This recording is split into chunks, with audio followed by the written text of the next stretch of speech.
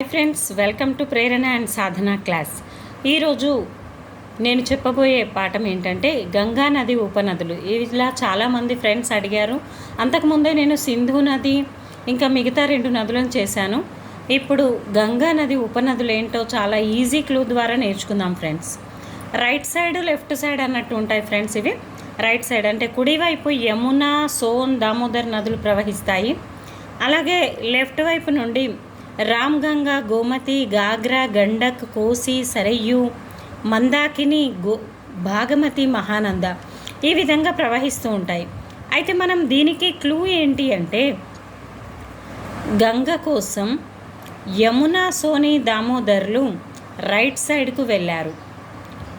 Next clue ఏంటంటే left సైడ్కు Ramganga మరియు గోమతి తన ఫ్రెండ్ అయిన సరయ్యు కోసం బర్త్డే ఉందని గాగ్రా కోసం గండిపేటకు వెళ్ళి మందాకిని, భాగమతిని కూడా కలిశారు. అక్కడ మహానంద కూడా కలవడం జరిగింది. అంటే ఎలా అంటే రామ్గంగా అంటే Ramganga, next Gomati, సరయ్యు, next birthday ఉందని అంటే గాగ్రా, గండక్ అంటే గండిపేటను నేను గండక్గా తీసుకున్నాను. నెక్స్ట్ మందాకిని, భాగమతి అంటే భాగమతి, ఇంకొక రివర్ మహానంద. ఈ విధంగా మనం క్లూ ద్వారా ఈజీగా నేర్చుకోవచ్చు ఫ్రెండ్స్.